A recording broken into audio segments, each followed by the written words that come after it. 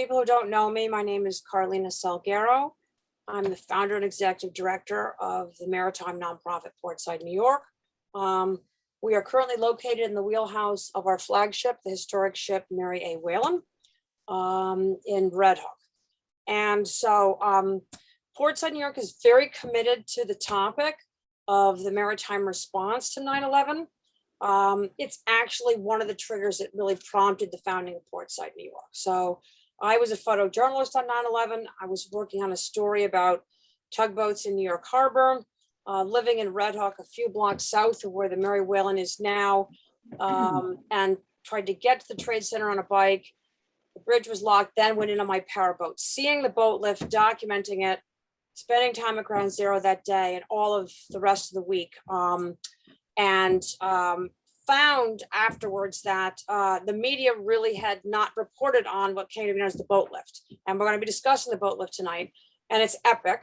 It's really significant to obviously the people who were rescued, the history of New York. I think it contains a lot of lessons that should have been learned, but I think mariners feel like many of them haven't going forward.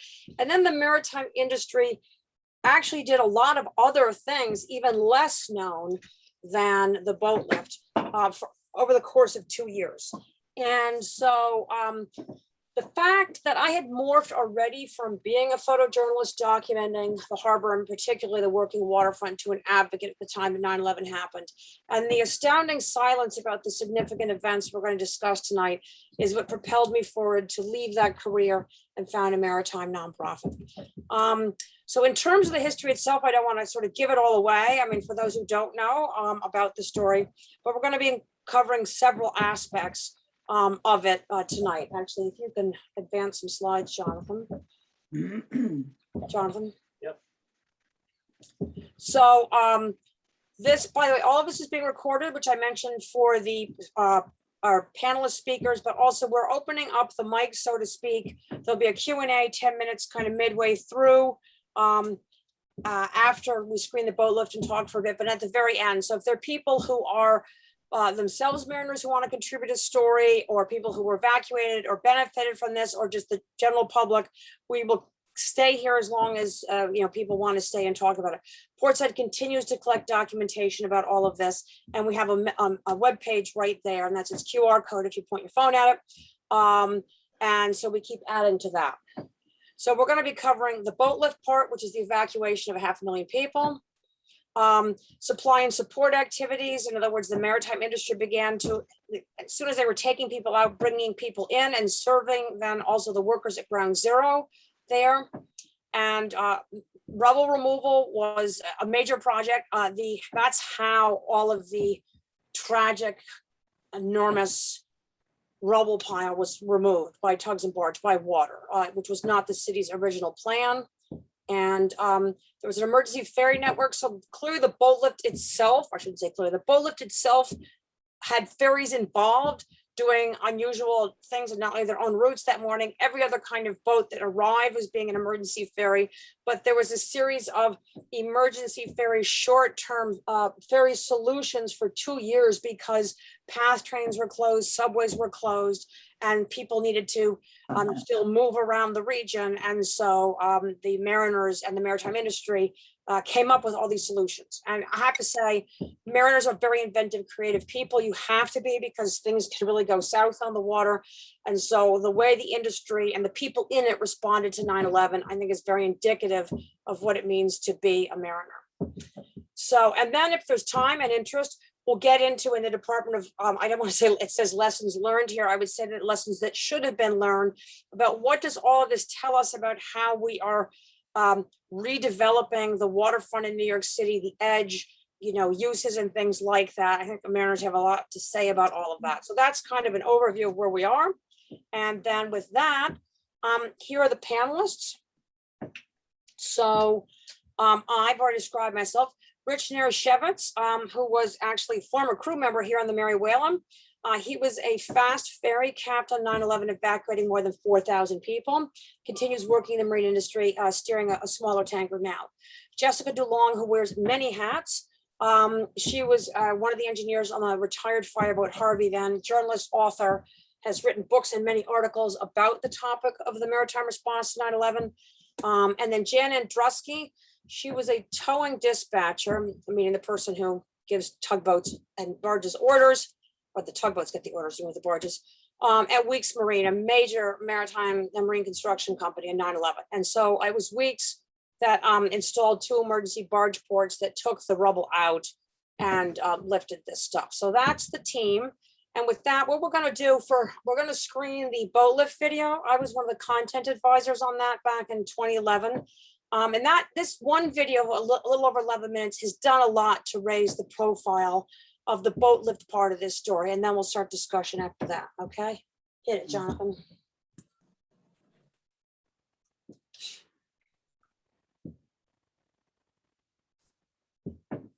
Let's see, that's 11 minutes. You don't have to watch it.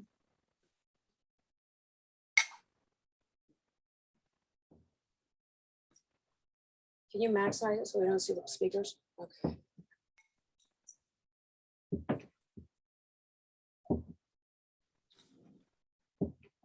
Fine. I don't hear the sound. Stand by. We're working out some tech issues. Sorry. You can see it, but the sound isn't working. I didn't get any sound. It started, but there was no sound on it. Just a second.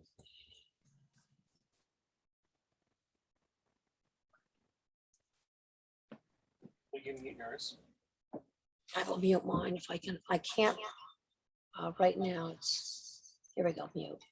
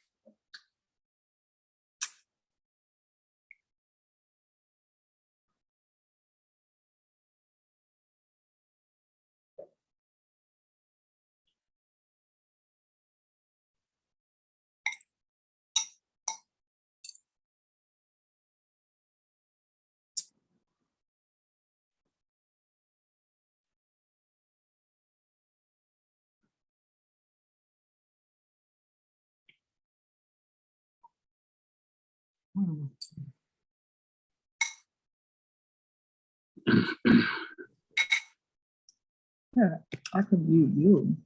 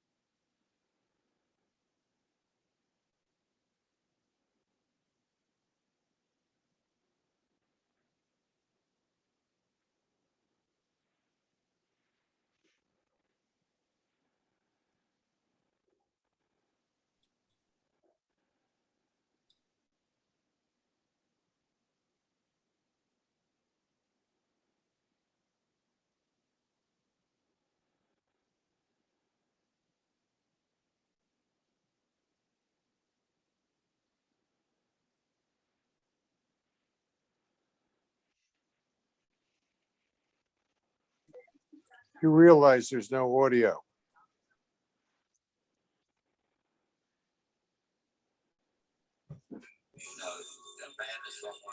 I'm sorry, I didn't realize there's no audio. Is there audio for the movie for people? We're getting Yes. audio now, but up until now, we didn't get it. I don't know why. Okay. Sarah, very sorry about that. There was a panic in New York. Just volume. It wasn't until the first building fell that there was panic.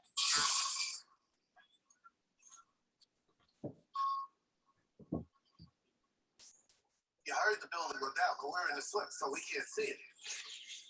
That's only saw the leg falling. I don't know what the front golf. You couldn't see anything.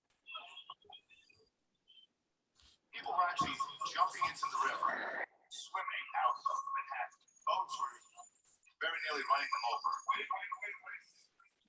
People wanted out of Manhattan, no matter any way they could. Somebody wants you to go over there. Every mode of transportation out of Manhattan was shut down. All the subways were shut. Tunnels were all closed. They closed the bridges. They closed everything. Boats, usually an afterthought in most New Yorkers' minds, were for the first time in over a century the only way in or out of Lower Manhattan. That's taken from the Chelsea Screamer. Sorry, what, Greg? That's taken from the Chelsea Screamer, that video. It's just human nature. You see people in distress on the seawall in Manhattan begging you to pick them up. You have to pick them up. They didn't know what was going on. They seen the building get a decent break.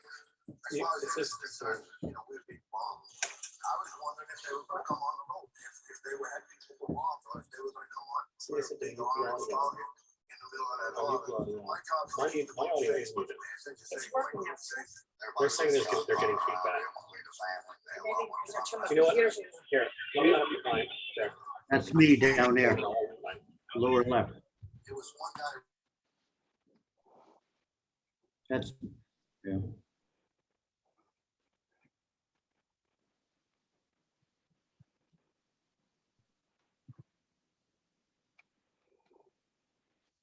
We've lost the audio of the video now.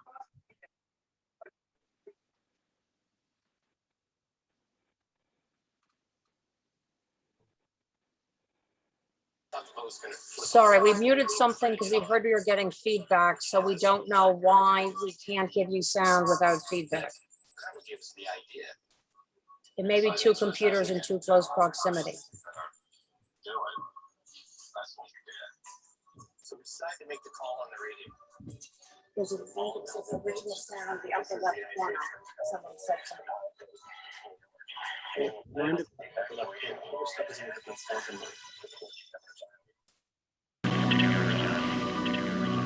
When that call came on the radio, they were coming. I was uncertain of who was going to respond. About 15, 20 minutes later, there are just boats all across the horizon. Literally 100 targets converging on the lower part of Manhattan. When we came out of that dust cloud, tugboats, I've never seen so many tugboats all at once. It was just like a fleet of tugboats headed to Manhattan. If it floated and it could get there, it got there. All different size, shapes, and form. I mean, and they was zooming across this water. Ferries, private boats, party boats. I worked on the water for 28 years. I've never seen that many boats come together at one time that fast. One radio call and it just came together just that fast.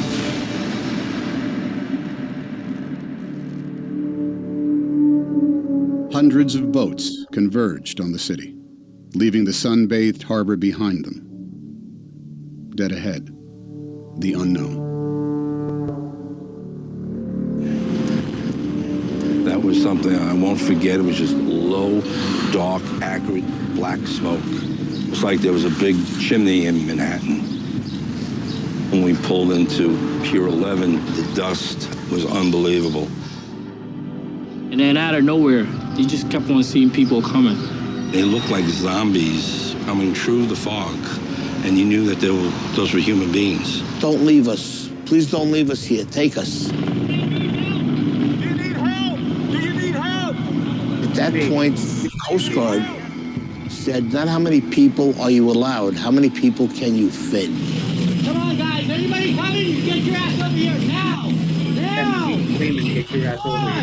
Boats started hanging, literally would take a bedsheet off a bunk and then a can of spray paint and paint their destination on.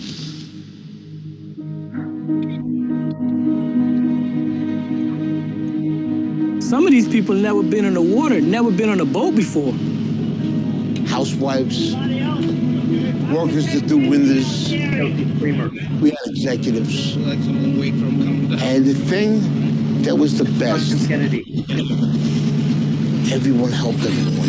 I want you to hold my hand, come on board. One at a time. Okay, get in, inside. I saw 4 businessmen lifting up an old woman with a seeing eye dog, a German Shepherd, and they lifted her up like a surfboard and passed her over the handrails.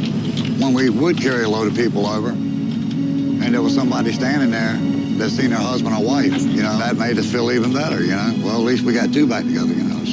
Keep on going, you know. The guy that works at the ferry, he's a welder. His son was on my boat. He actually came up.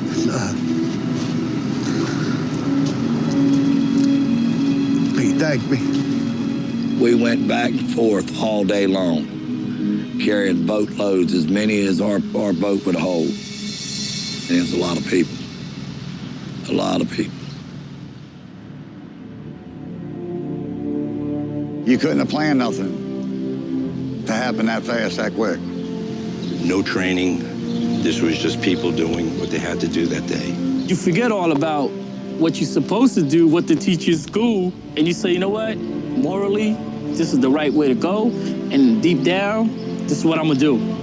Average people, they stepped up, and when they needed to, they showed me, you know, when the American people need to come together and pull together, they will do it. I do feel a way honored that I was a part of it. That was the greatest thing I ever did with my life.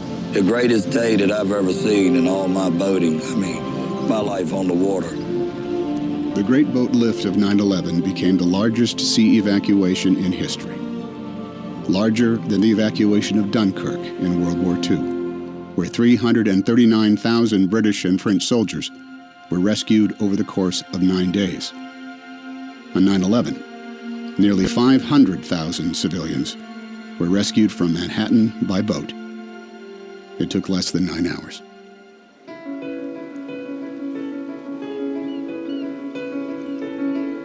I believe somebody has a little hero in them. You gotta look in, and it's in there. It'll come out, if need to be. I have one theory in life. I never want to say the word I should have. If I do it and I fail, I tried. If I do it and I succeed, better for me. And I tell my children the same thing.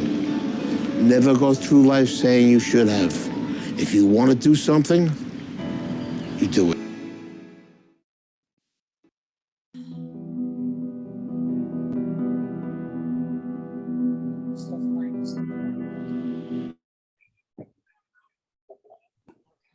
It's not sharing the sound enough. Okay. Well, who's seen that before and is still really affected every time you see it? Me. Yeah. Good. So I see that some of the people here were themselves involved in the boat lift, so I'm going to look forward to hearing from you all later. But for now, what we've got planned is Rich and Arashevitz talking first about evacuation by ferry, then Jessica DeLong will have 10 minutes of discussion, then shift into the rubble removal and other things with Jan kicking that off. So Richie, it's over to you. Unmute yourself, please. You've got 5 minutes. No. Rich, where'd you go? Did you turn yourself off? He's here somewhere. I see. Is he? I'm gonna send him an unmute request. Well, he disappeared. I'm wondering if he actually took himself off. Okay, can you hear me now? Yes. Okay, yeah, well, we picked up, we picked up anybody and everybody, mostly, Pier 11, East 34th Street and the, Battery Park seawall. And we had to take them back down to Highlands, New Jersey, because that was the largest decontamination triage that was set up. They had trailers where people walked through and they hosed them down and gave them a clean, clear, pair of clothes. Picking up was not the problem, was dropping them off. We just couldn't drop them off anywhere because a lot of those places were ready for the people. I mean, when they got there, if we dropped them off, they wouldn't know what to do with them. That was one of the problems. You know, we did nine round trips, and then we did 9 round trips, and then close to one of our last trips out of Highlands, they told us that we're going to start taking the seats out of the ferry real quick. We're going to take them out. We're going to dismantle them, and you're going to take the sick and maimed people out of Pier 11 and Pier 11 Wall Street and 34th Street, and you're going to take them over to the Brooklyn Army Terminal. And there you're going to meet a whole bunch of, I would say, yeah, all the ambulances, everything was there. It was, when we got there, it was just like yeah, it was just, they were there waiting for us. But before I left Highlands, I said, listen, if we're going to take some sick, some maimed people, and some people that are really having problems, really, you know, close to, you know, maybe expiring. They had 2 priests on the dock. I said, take those 2 priests and put them on my boat in case we got to give last rites to anybody on the trip between Pier 11, Wall Street, and the Brooklyn Army Terminal. I do remember that there was some pretty maimed people, people with body parts missing, you know, completely out of it. And then the gurneys that they brought in, I do remember that they took a few people up off the ferry and they were completely covered up. So I didn't go down below. I didn't get a chance to go down below and see what exactly was going on. I was up in the wheelhouse. I could see them, but I know I did see, you know, they did take a few people away that I would say expired on the trip between Pier 11 Wall Street and Brooklyn Army Terminal. I have one question. Was this boat lift like any kind of emergency drills you'd run before, or is this completely different scenario? Yeah, this was a completely different scenario. I mean, I worked on container ships and oil tankers where we had fires on them, but this was completely different. And it was like the spur of the second. Whatever worked. You know, let's just roll with it, get these people on board and get out of here. We made the first trip from Pier 11 Wall Street down to Highlands before they gave the call for all available boats. I mean, we you know, we were well overloaded, but I just couldn't stop the people from coming on. They were just coming on. So you know, we just said, I'll let you know when to stop. Just let them keep coming. And we were overloaded, but I couldn't stop them. So. And how long is the run from Manhattan to Highlands, or was that day at whatever speed you were doing? That day was approximately anywhere between 55 and 75 minutes. And the boat actually, it handled very good with that amount of people on board. Okay. Also, were you always picking up at a ferry terminal, or was your boat picking up at the seawall the way some ferries did?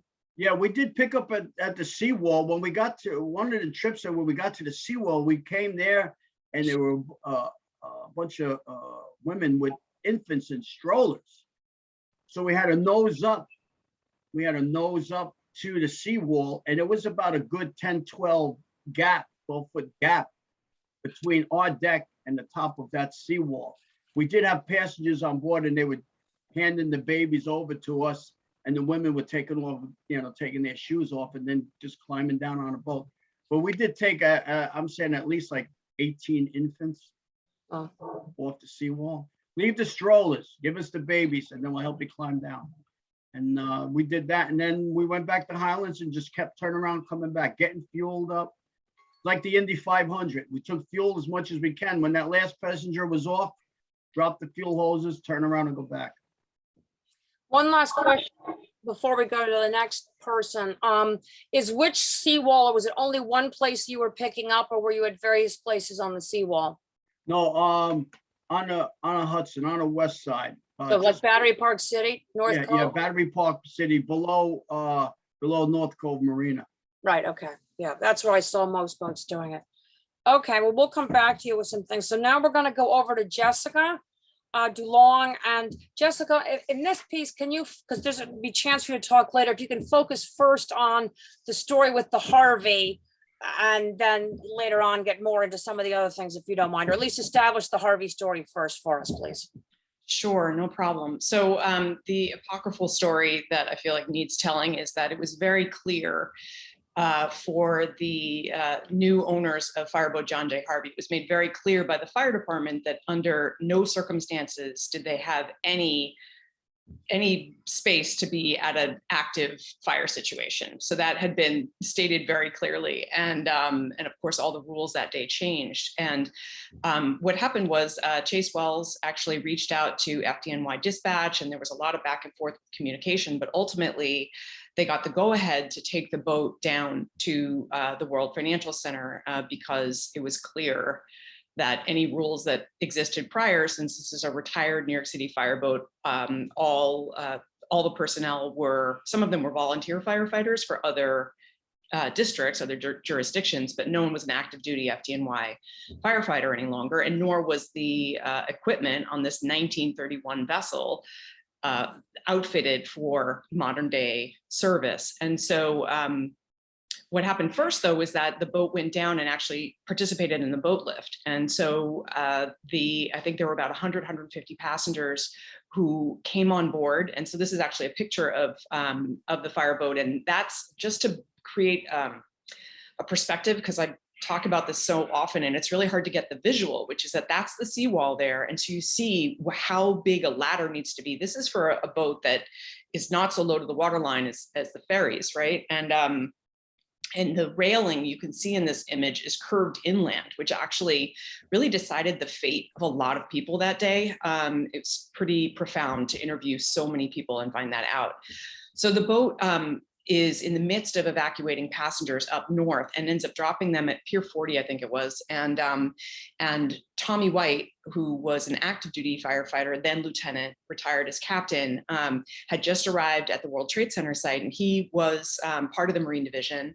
And he just described like the horror and the looks, just sort of absence on the faces of the firefighters who were emerging from the site, who said, there's no water, there's no water. Now imagine, I mean, maybe don't because it's so painful to do, but I've done it a lot of times where you're a firefighter, you've just seen the death of so many of your fellow firefighters, and the only thing you have to offer is water, and then all of a sudden that's taken away from you. And so the boats ended up, the active duty FDNY vessels, as well as Fireboat John J. Harvey, provided the only firefighting water that was available on site for days after the attacks and the collapse.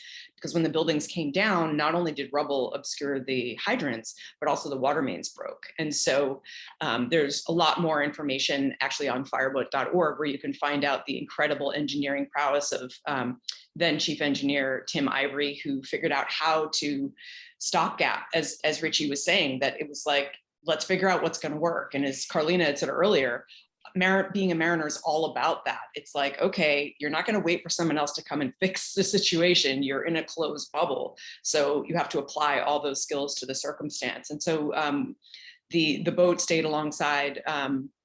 This is a shot taken just south of the North Cove Marina. And we were there until Friday. So I'm not sure, it's 6:30 now. Did you want me to keep going, Carlina, or? I'm running a timer on you. We lost a little time with the tech thing. So you've got a little over a minute.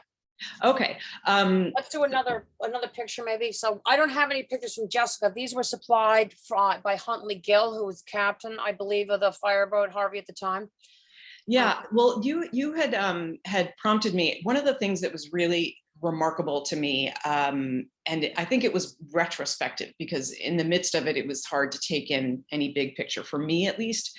But you see this image, and it's all of these supplies that were urgently needed. There were also supplies that were absolutely unnecessary, that were just sort of ill-placed there. But it was really incredible to see how New York City's shorelines, of course, you know, the city built up along our seawalls, along the waterfront. And so at a certain point on the western shore of Manhattan, you had 76 miles of usable frontage that was created by all the finger piers.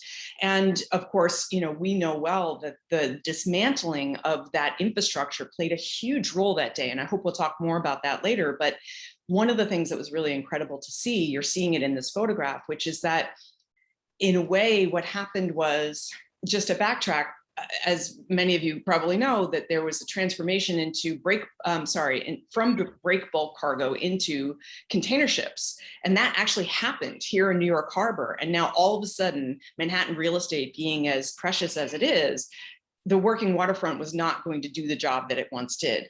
And suddenly in this moment of catastrophe and dire circumstances, that return to break bulk cargo was really beautiful to see, actually, is that people are offloading objects hand to hand. So even though it's still the case, as it was back in the day, that port workers handle in some way, even if it's, you know, just controlling the straddle carriers, port workers handle almost all of the goods in our lives. But now so much of this work happens out of view. People in Manhattan, we forget in New York City that Manhattan is even an island.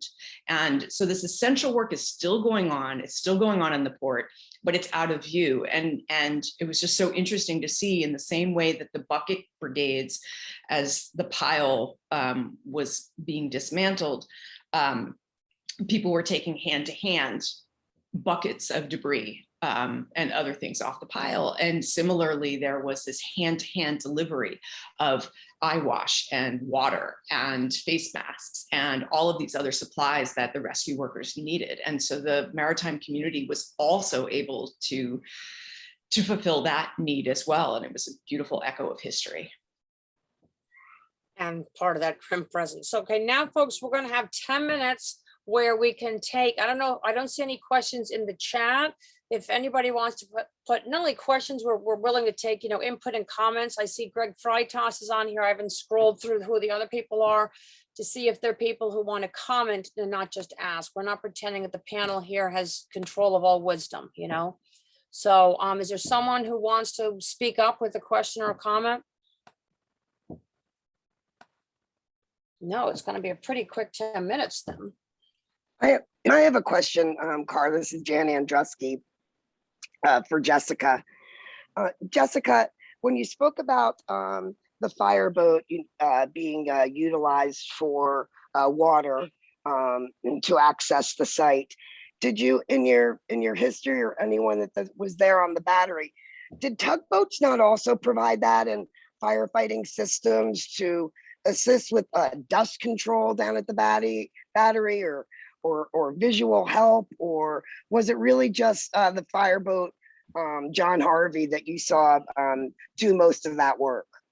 Oh, sorry if I was unclear. So definitely, to clarify, it was the active duty Marine Division for the FDNY. So the active duty fireboats, John D. McKean, firefighter at a certain point. So all of those active duty boats were absolutely a part of that effort. It wasn't just fireboat John J. Harvey. Sorry if that was unclear. And the thing to remember is that while fireboats provide an endless supply of water, because you're getting river water and basically pumping it inland, the length of hoses that was necessary, and, you know, I don't have the figure right in front of me, but I think it's like, does anybody remember how many yards it is from that seawall there, which I know is in my book, but I can't call it to mind, to get inland to the Trade Center towers? So what you have is you have an unlimited volume of water, but you don't have enough pressure because you're trying to pump that water inland. So what the fireboats were able to do was able to connect hose lines that could bridge the gap between the fireboats and actually burned out pumpers that couldn't drive anymore, but that would serve as manifolds. In terms of the cleanup, in terms of like dust control, absolutely anybody who could pump was able to do that. And there are a lot of tugboats that have fire suppression, you know, smaller scale fire suppression systems. And actually aboard fireboat John J. Harvey, although I think there are other folks who did this too, John and Jean Priest and John Doswell, who's no longer with us, actually played a huge role in the fact that, honestly, I would attribute the fact that most of us on Fireboat John J. Harvey have come through relatively unscathed, because they actually, you can see that it's not cobblestone, but it's like hexagonal, as I recall, sort of paving stones. And it was completely filled with dust, and they actually used water to spray that down and to actually keep the dust under control. And I have no doubt that tugboats also did that with the water that they had available. I have a question. Yes, Colleen, go ahead. My question's about the smaller boats that participated in the rescue. And if anybody can recall, what's the smallest boat that was out there? And I think they carried messages back and forth. How did that happen? You want me to comment on that, Carlina? Whoever wants to take it, go for it, Rich. Yeah, the smallest boat I seen was a dive support boat that was taking people from Pier 11 across to the restaurant that's just underneath the Brooklyn Bridge. I know they can only carry maybe, yeah, the River Cafe, exactly. I know they can only take about 8 to 10 people, but I know my friend was the captain on there, and he made like, I think 3 or 4 trips going across, taking people. And when they got to that restaurant, the workers lowered a ladder, and people were climbing up the ladder and getting onto the restaurant, than just walking up the street into Brooklyn. As a matter of fact, he got fired for doing that. Could you believe it? There's another example I can chime in with that's only just now occurred to me, which is why I love having this conversation with you all who were there. But it's just occurred to me now that there's a moment where Captain Pat Harris, not the Coast Guard official, but of the sailing charter, the yacht, Ventura. Yeah, he at a certain point, he did evacuate people in the Ventura, but at a certain point he docked his sailing yacht, which was not well suited, obviously, certainly for taking people off the seawall. But he actually, I think it was just a rowboat that he actually went across in. It wasn't a rowboat. I can't recall, but it was a tiny little boat, and it was not for evacuating passengers. But what happened was, when he crossed back from the Jersey side and ended up back in the North Cove, he ended up working as a crew member on, I think it was the Royal Princess, and that boat, a dinner charter, moved a lot of people. So even the smallest boats that weren't necessarily moving individuals were participating in those sorts of things to transport personnel to be able to help in the evacuation too. And I think, Carolina, you had told me about sending messages back and forth. I said that I described that as a hypothetical, that could have happened. In other words, and I said that as a hypothetical because when I came in my boat then, which was like a 28-foot runabout, it was my father's fishing boat. He'd passed away the year before, and I kept it for my harbor photojournalism. As I approached the seawall very close, there were like just people there, and they were kind of frantic, and there was someone in one of those emergency evacuation backboards, and there was some kind of police officer, not NYPD, it was something like sanitation police or something, and they were all pointing behind me. They wanted to get at the bigger boat, which honestly I now can't remember what it was. I'm not sure if it was the pilot boat, sending a pilot boat coming on station. So the officer kind of tumbled down off the seawall onto the foredeck of my relatively small, like 28-foot runabout. And I think I brought him off to another Coast Guard boat, at which point I decided that I should not be in the boat lift. The seawall there has got rough stone on it, and with all the wakes, it was surging up and down, a little fiberglass boat. I thought, this is just gonna get pummeled here. You know, it's a big drop down to my boat. I think I serve better as a photojournalist. And so after moving that one officer, but the fact that I did that, and the fact that I heard stories about, you know, Lieutenant Mike Day of the Coast Guard using hand signals, and that the radios were jammed. So, because Colleen's writing, can I say what you're doing, Colleen? Sure. Yeah, so she's writing a children's book, and she's trying to figure out, hypothetically, would it be possible for a small boat to have served? So I said, hypothetically, if the radios were as jammed as I heard from others they were, because once I got ashore, I had a friend take the boat back to Ruddock, so I'm not then on the radio. I missed the whole Mike Day hand signals, you know, as things really pick up steam on the seawall. But if the radio's too jammed to use, and Mike Day is doing hand signals like a traffic cop at at the mouth of North Cove, that tells me that if you can't be on the radio, then maybe somebody in theory could have gone boat to boat with a little skiff, but I don't have any evidence of that. Okay. So, anyone else? Now, unfortunately, Greg Freitag seems to have left. He was. I'm here. Oh, you are. I'm still here. Oh, I your name am. is. I scrolled up and down. Would you like to say something? You were steering that day, weren't you? Yeah, I was with Sean Kennedy on the Chelsea Screamer. It's funny thing, I guess not so funny. Where my boat is right now, it's full moon. I'm with the Classic Harbor Line. I happen to be in the slip that's closest in North Cove right now to the Winter Garden, and it freaks me out every time I open the door and look out. I'm right here, and this photo that's on the screen right now that Huntley Gill took, that is where the general store ended up being. We took all that stuff and we put tents around it and formed a general store. But in the video, I'm the one screaming, "Get your ass in this boat and take my hand." And Oh, Sean's the in that, video boat lift, you mean? yes. And, Now I so know. all that action video is taken on Sean Kennedy's boat. And Sean's the man. He actually, I think, helped arrange get the Spirit of New York in North Cove, and as a relief place for food, he was ferrying people after the fact. He was ferrying people and food down to North Cove here for the firefighters, and impromptu restaurant on Spirit of New York. Yeah, I And thought that was really brilliant work. The repurposing of the dinner boats as ground zero cafeterias. Sean's magnificent. He did a fantastic, fabulous job. Absolutely fabulous. He now has the Mariner 3 off of Pier 60, I think, or 50, yeah, 60 in Chelsea Piers. And so you'll see him on the harbor and so on. I don't know what to say else. What else to say about this stuff? Every time I do see the video, it rips my heart out. That's it. I'm sorry. Understood. I feel you and thank you for your service that day. We have a question and we don't have a lot of time right now on this. I'm going to read the question out loud that Renee Stanley has posed because it actually it's something that I was going to pick up on later. I'm wondering if you're willing to wait, Renee, but she says, God forbid this ever happened again. Has planning been put in place for a similar evacuation? So I would put that in the lessons learned or not yet learned bucket.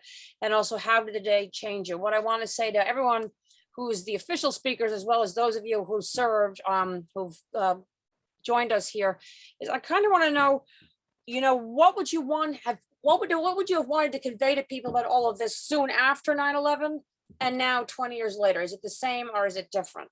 Now with that, I think I'm just let's park that question and go over to Jan to talk about rubble, and then we'll circle back to those questions later. Okay, Jan, over to you, please.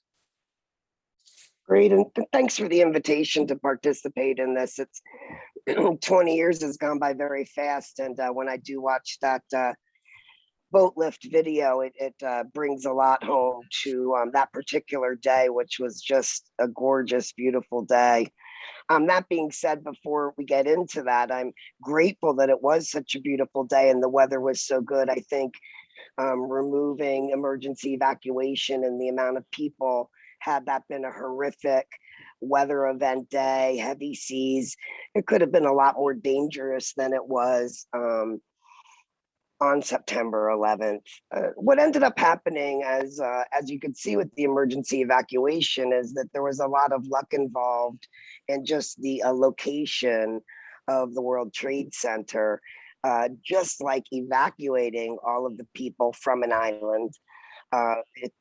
The large project, after a rescue attempts went through, the large scale project then became, how do we, start digging through all of this debris and material after, I would say, almost 2 weeks of keeping it a rescue mission, when it turned finally into a removal project.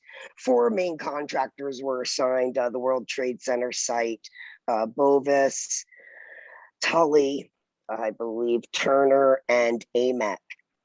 Each general contractor was assigned specific areas of responsibility according to what they could provide to this removal. And Weeks Marine became a subcontractor of AMEC, who was responsible for removing all of the debris.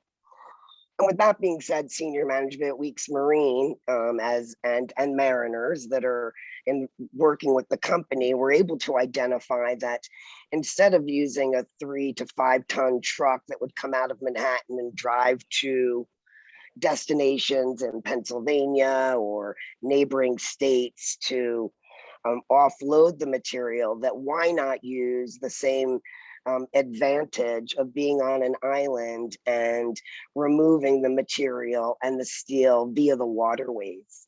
And that's actually what allowed that project to end in 8 months instead of several years. We designed a scale pan that allowed those large dump trucks to drive to Pier 25 onto the scale pan, dump their load in the truck, from the truck into the scale pan, and then swing the scale pan with the crane over into large barges that could hold this weight.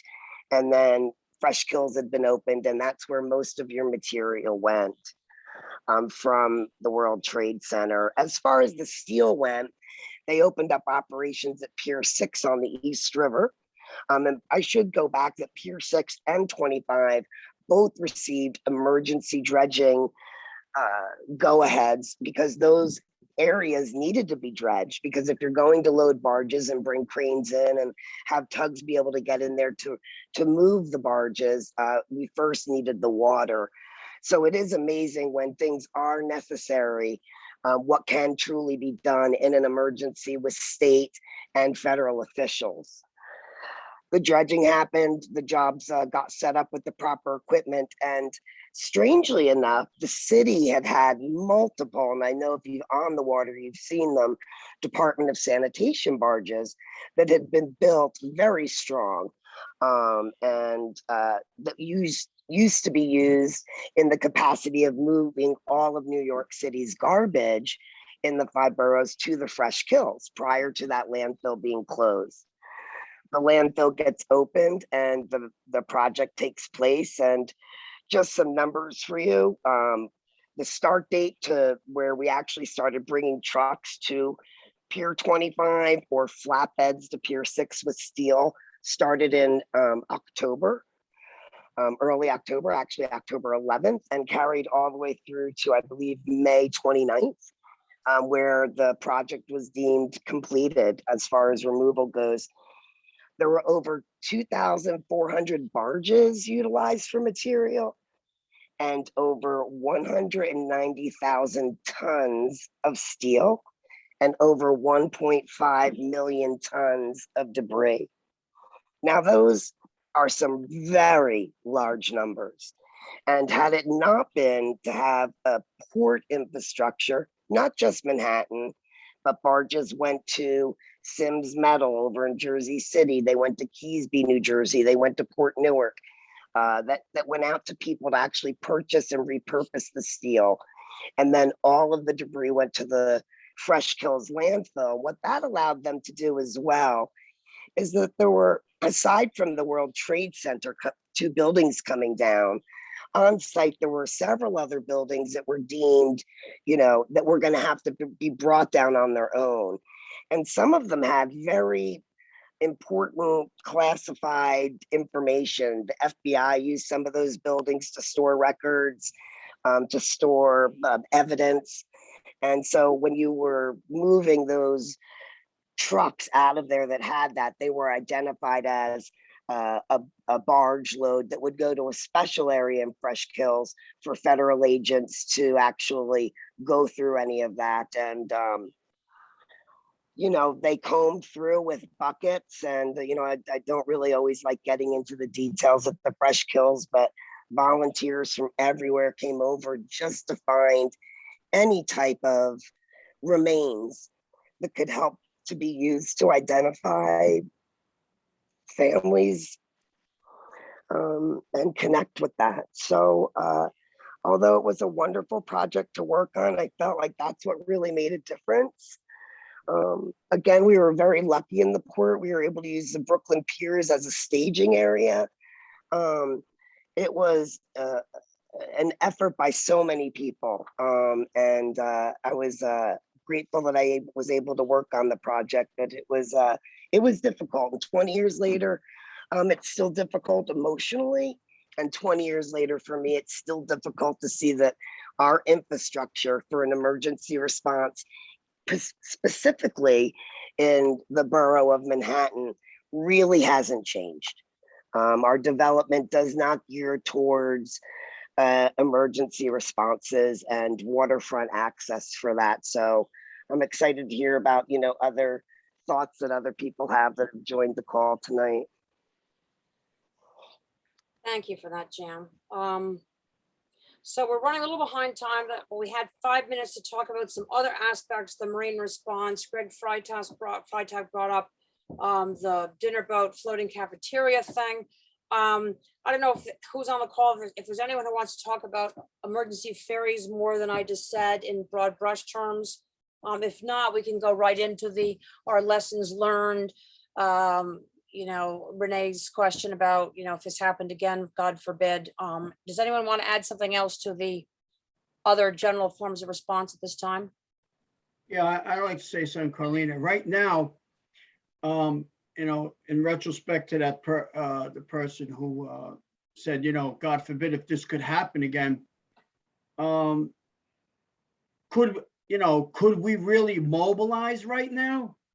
Right now, if something was to happen, could we really mobilize? Could we, because we're under a pandemic now. So if something really happened where we'd have to have a mass evacuation or casualties where they'd have to go to a hospital, there's people in a hospital with COVID. Can we really bring them there? That's one of the things, and, you also got to remember ferries are now half of what they are now on the rivers, that doesn't include the NYC ferry, but, a lot of the ferry companies and the tour boat companies, they're down to skeleton crews because of the pandemic. They're running maybe 50%, if that much. So can we really mobilize for that? That's one of the things that I look at, Yeah. Actually, I wanted to go back to what you were saying, Jan, because I remember the discussion, after all of this, soon after 9/11, with maritime people, and dismay, and I shared it, about those barge ports being decommissioned, and about, there was nowhere for any kind of heavy lift specialty cargo stuff coming into Manhattan. And the example that I think I was often told to me would be things like the large utilities that go on the top of these really big buildings, and there was no way to bring that into Manhattan. Can you speak a little bit about what, do you see that as an issue, and what a heavy lift specialty port in Manhattan would be doing generally, apart from horrible things like a 9/11? We have thought about that, and we're working with Weeks Marine, who's a company that does have heavy lift operations that go on. Really a big area of heavy lift operations, say for a customer like Con Edison. You were using the north side of Pier 88 at the Intrepid, but the result is you have to actually go to that managing department, which is HRP, Hudson River group, and you have to put in permits, and then you have to have the insurance to be able to execute that work. Again, when you look at your east side, for your ferries, I live downtown, so specifically downtown, I don't really know what that water depth is. I have not seen dredging go on in that area in years. You look at the redoing of Pier 17 there, with the commercialized area, the direction that they're going. Again, I don't know what kind of deep water boats could go in there. I would say that Brooklyn probably has the largest area of space still available. for those type of operations, but when I specifically think of Manhattan, I think that it's become less and less. But, you know, again, do you get these emergency dredge permits approved? But that takes a long time to dredge material. You know, you saw from September 11th until they finally were able to go to work, that was one whole month. My biggest concern, it wouldn't be so much the material, but again, how do you get the people out? And you're walking the bridges, I guess. I just don't see a lot of commercial tie-up space in the borough of Manhattan. Could I just say something, Carlina? I agree with Jan 100%. It's because, you know, when some of these piers here, where you go into, you're lucky at high water if you got 5 feet. So if you had to have a tug to bring someone in, nose up to a seawall or to a, you know, to discharge people like in an emergency, they couldn't get in there. They'd run aground before they ever got to the seawall. So a lot of that has silted up. Those piers there, you only got maybe 6 feet of water on a moon tide. Yeah, if you're lucky. Because I record all those when we go in there with the tanker, and I'll tell you, you at 5 feet, you kick up a lot of mud. Right. So, you know, like I said, then you got to go through the parts, you know, through the process of the permits and all this and all that, you know what I mean? So you're limited on the Jersey side also, because you got to remember, during 9/11, they did drop off some people at the yacht clubs, like Lincoln Harbor Yacht Club and Newport Marina. They're gone now. There's very little water in there. So, you know, that eliminates that access point. Actually, something I want to say for non-mariners who are on the call, because I don't know who everybody is, but also for posterity, because we're recording this, is agreeing with everyone here. You know, it's complicated to getting the permit and everything else, but the way the edge has been built along Manhattan, as they have converted it over from its working waterfront use of over a century into these parks and esplanades, is they have not made the edge suitable for boats in an emergency situation. And it's very frustrating because there were people, and I wasn't the first at it, I joined people who were already talking about that in the late 90s before the Hudson River Park had really built out as much. And we kept insisting for emergencies, for, you know, if you build this way, that you know, if you have a pier you can tie up to, you can actually, you know, have construction barges, you know, working on your piers, whatever, programming, everything. And they didn't take this advice. And so they have an edge, which is not only an impediment, it turned out to be dangerous. Someone told me that the fence that Jessica DuLong spoke of at Battery Park City that curves this way. So as you're standing there, like in profile, you're not standing at a fence facing you, it's coming curving at you. So to get on these boats, I heard that some woman went over one and slid and fell down on her head, landing on a fireboat and died. You know, many of us have said to the Hudson River Park over and over again, make sectional fences that could be removed. Make sure you got the things that boats need to tie up on, tie up infrastructure, cleats or bollards. And the fendering of one form or other, for the non-mariners, the fendering is the protection that prevents the boat from being hurt, the boat, you know, hitting the pier, you know, some kind of padding, whether it's wood or rubber or both. And they just won't do these things, you know, and it's just, you can say them over and over and over again. And I really, it's very dismaying, actually. You know, and after 9/11, there was the Vision 2020 City Comprehensive Waterfront Plan that actually embraced the harbor. It was calling it the 6th borough, and we were going to use it now. And I thought there was going to be a maritime revitalization. And unfortunately, a year and a half later, Hurricane Sandy came in. And I feel like, you know, Sandy to some extent really drowned a good idea when everybody got focused on obviously recovery and then protecting against water. And so we lost that moment of, let's use these waterways again and embrace them to, my God, they're destructive, let's put up seawalls. And I think we clearly need to be protecting ourselves from floods, but also maritime is kind of where I am with that sort of thing. At this point, I guess we just kind of open this all up to, you know, open discussion. You know, it's 7 o'clock. We said we'd go to 7:15. For people who want to talk about edge design and infrastructure, actually, can you advance? we have, here's a reminder of this. I put some slides from another PowerPoint that are not related to 9/11, but that talks about, pier design, if we kind of want to go there. I want to ask those people, my panelists, the question I said before, and then we'll do Renee Stanley's question, but God forbid if this happens again, is soon after 9/11 and this maritime story, what would you have wanted people to know? And is the same as what you would want them to know now, 20 years later? So Jan, you're at the top of my screen. I'm going to pick on you first. Well, again, again, repeating what I've said, which is I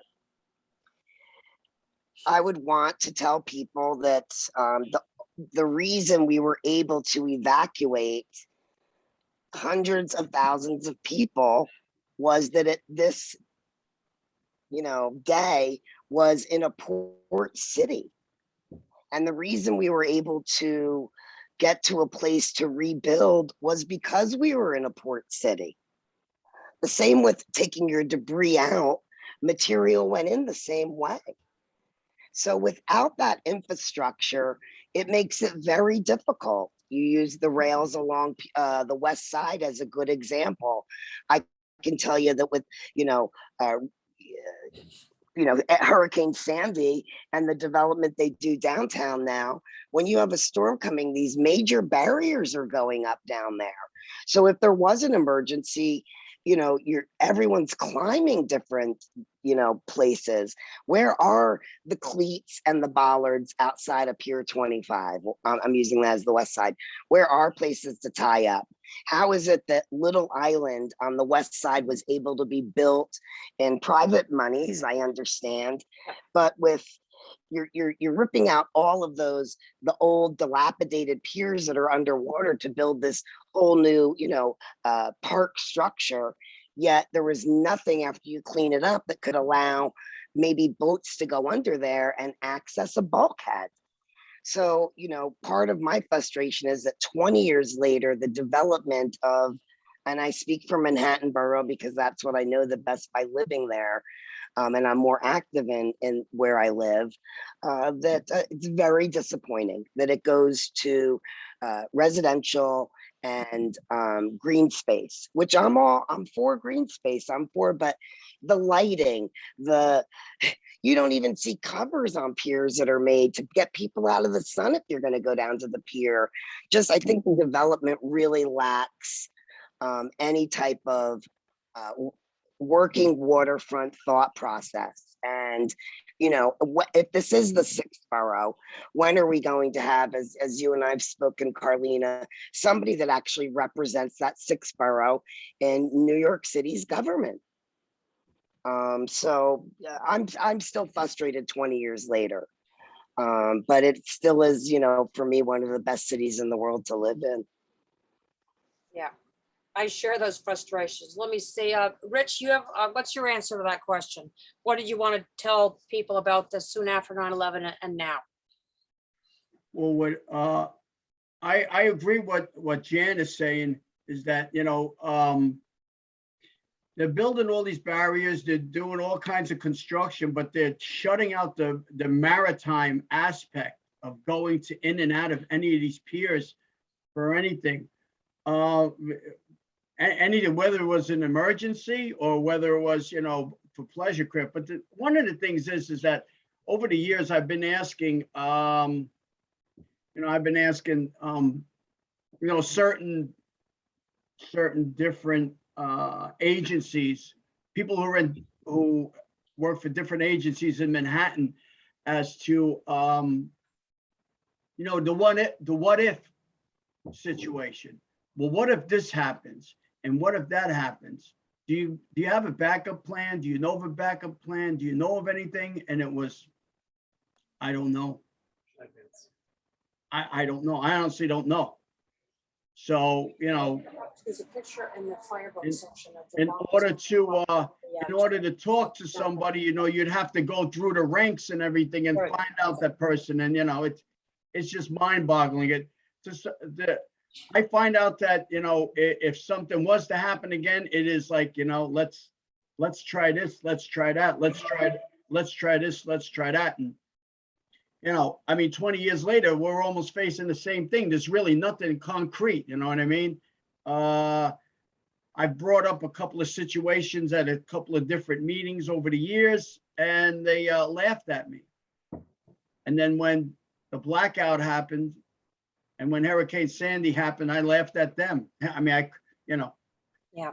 what could I tell you? You know? I asked Jonathan here to go back to this slide because I feel like this shows, this is one that Huntley sent us from the fireboat Harvey, taken, I don't know whether it's from the Harvey or nearby, but this is an example of the bad infrastructure. Like there's nothing to tie up to. So, you know, those boats that were tying up in trees. So Tim Ivory, also engineer on the fireboat Harvey, has a story where somebody representing a woman from the parks, some kind of parks department, comes up to him and says, you can't tie to the trees. And his quip was, yeah, go call a cop. You know, I remember hearing from, I'm not sure whether it was, I think it was Hank Melman from Sandy Hook Pilots, but a story of where there was, you know, two vessels engaged in like a vessel fuel transfer or something.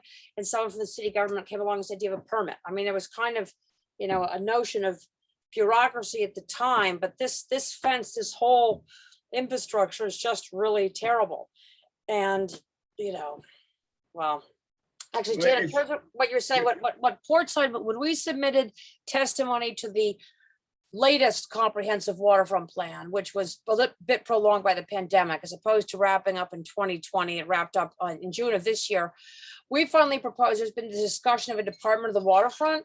And what we came up with was actually, instead of just adding another government layer, that there actually be direct political representation of the blue space, 6-borough or waterways by having its own council person and maybe its own community board. Because the problem is, you know, mariners, as you know, I mean, boats go point to point, you know, you could have multiple facilities that are actually your companies or that you're working with, or, you know, and you don't end up with very strong representation because no one council member has more than a small patch of waterfront. Therefore, most of them are actually not very informed about the waterways. I counted, I think it was something like of the 52 city council district, I think there were 38 that had a piece of waterfront. So that's like a lot of people. And the city council committee on waterfronts, which is now resiliency in waterfronts, was only advisory. It actually had no real power. And what I heard, I didn't know that for years. I kept testifying and I found out it's just advisory. I'm like, why bother? You know, it's because already other existing committees were seen to be covering the areas that the waterfronts was about. So there was a parks committee or sort of something else. So they had no juice.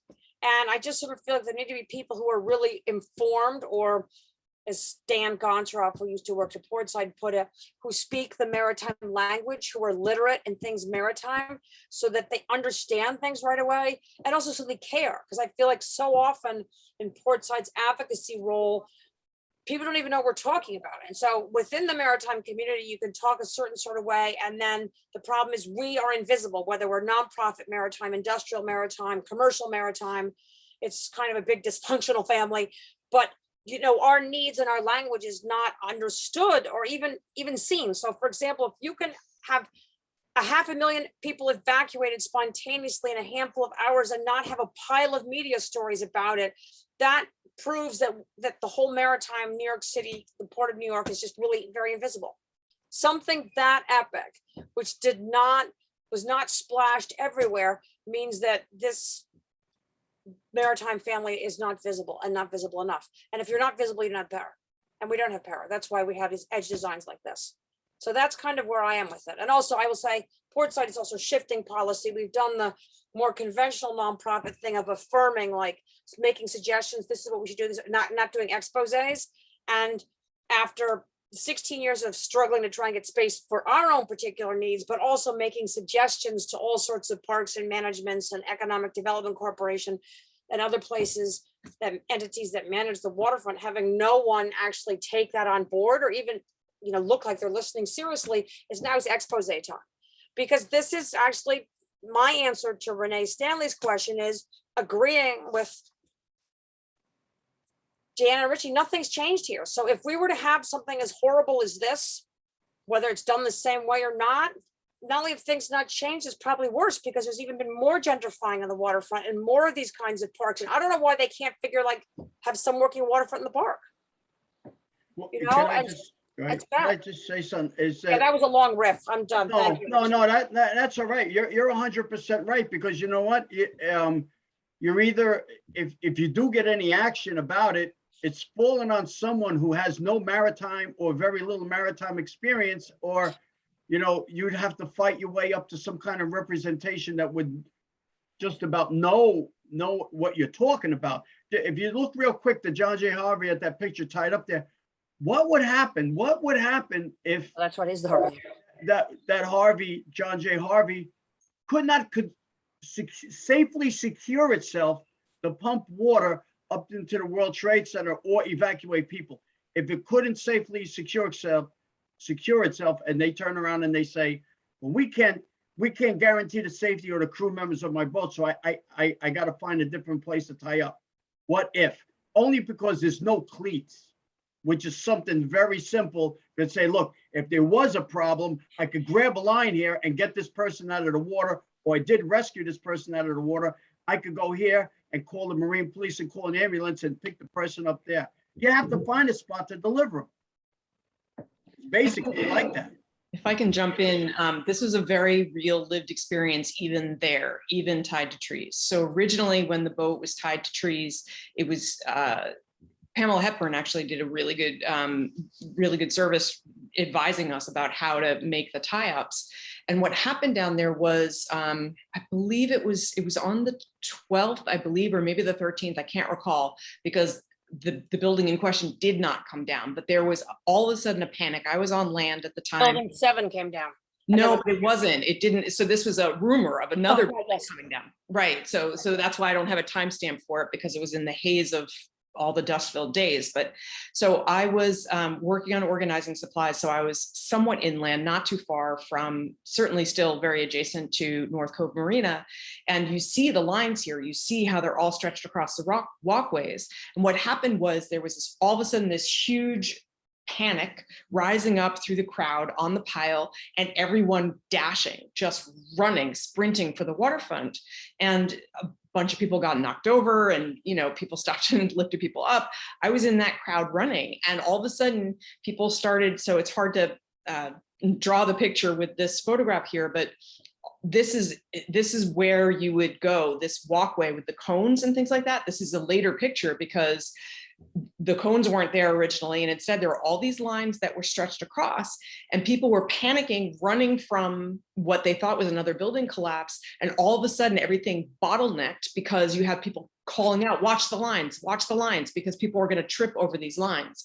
And actually after that point, Pamela Hepburn helped us set up a toggle system so that they're using toggle bolts to be able to free the lines quickly. Because what happened during that panic was, and you saw that other photograph with the ladder going down from the top of the railing down, and firefighters, that's the moment of that panic where everybody is basically fleeing off the pile, because it very well could have been another building coming down. It just happened that it wasn't. And everybody, they're chucking turnout gear at us, and everything, clambering to get off. And you have people on the boat as I'm going down to start up engines in this moment.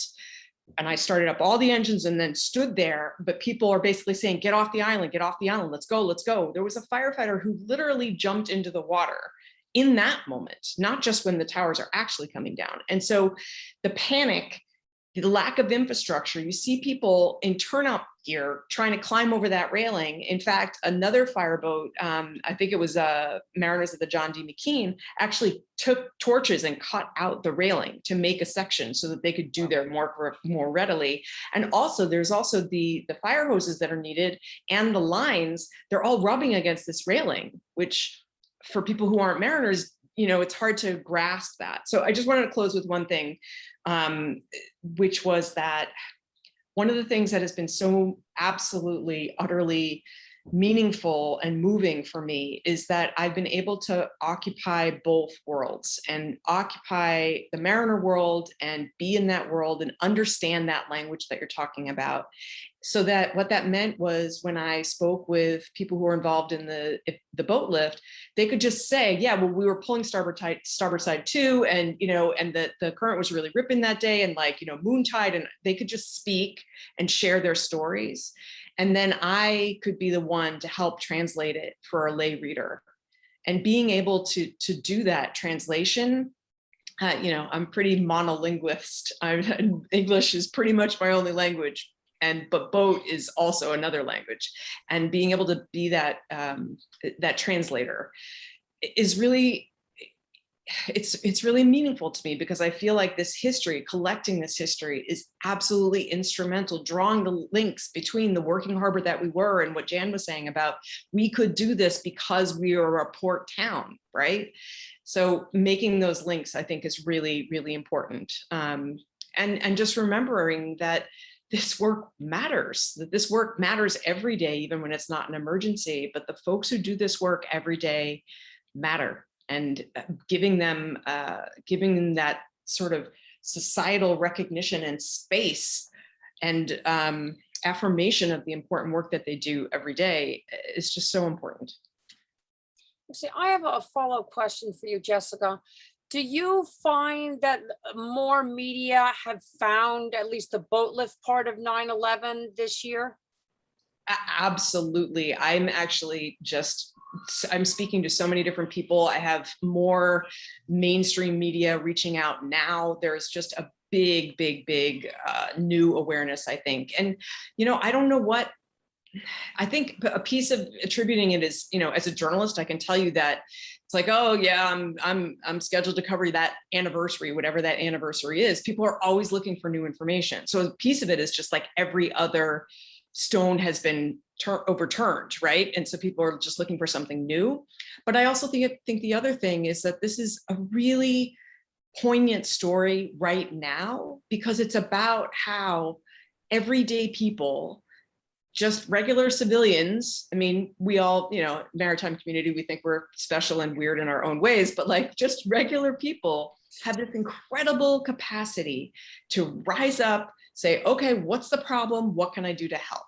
And my whole mission right now is really to help us remember that. And especially when you're looking at being in the midst of a pandemic, we are completely interdependent, which means that, yes, just like, the bananas that came overseas, through the port, you're not going to get them unless there's somebody actually handling that work.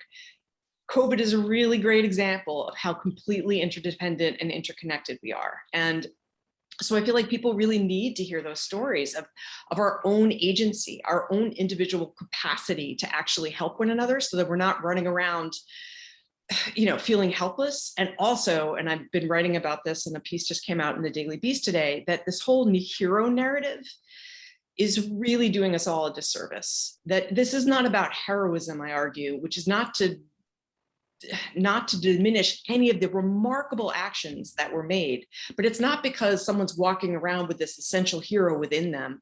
It's because they're actually in touch with their own humanity and are able to look at someone who's on the seawall and say, please don't leave me here. Like Vincent Ardolino had said in the boat lift, and he's no longer with us, don't leave me here. And people see that and they say, oh yeah, another human, I'm gonna step up. And that is something we all have the capacity to do, far more than we're actually recognizing. So that's the big thing that I want people to think about now that we're 20 years out. Yeah. Anyone else have a comment? Yeah, I just like to say something. Like, I agree with Jessica 100%.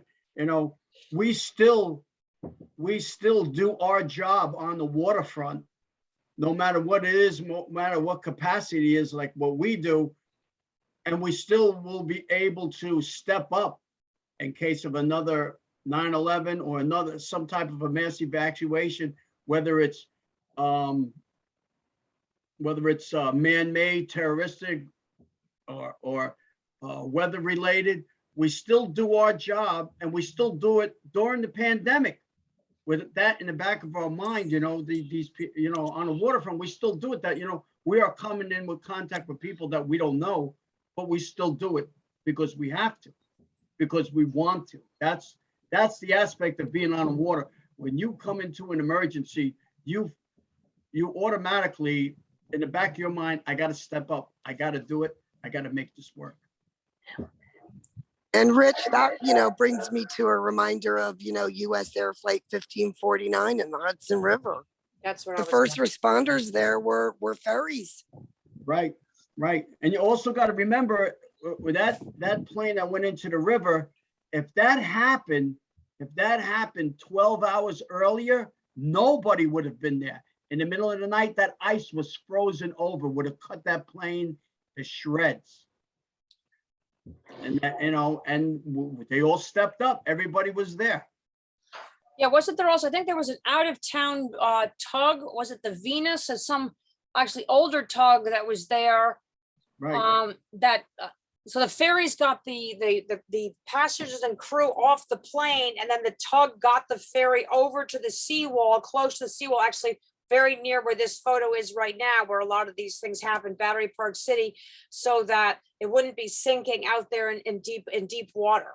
Jan, was Weeks, who was the company that was involved in getting the plane out of there too? Yes, Weeks Marine ended up doing the salvage of the flight. Yeah, so there you go. Of the plane.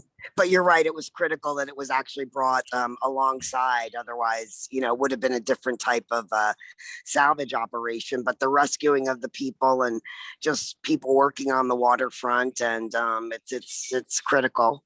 The working waterfront, especially in this great port that we live in, that's New York and New Jersey. Yeah, it is a great port. A good part of it comes through training too. Training. I agree with that. I think that we're, as maritime people, as captains, as crew, we have learned to take care of our fellow crew members, and it's just what we do. That's who we are. That's if we weren't that, we wouldn't be captains and crew. We'd be.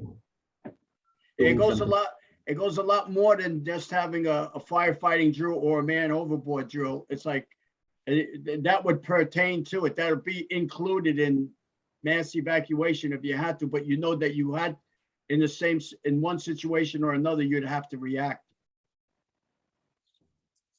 Great. All right, though it's a course of agreement. Again, I want to thank everyone here who served that day and subsequently in the maritime response. And unless there's someone else who wants to lob another closing comment or question, I think I'm going to call it a wrap here.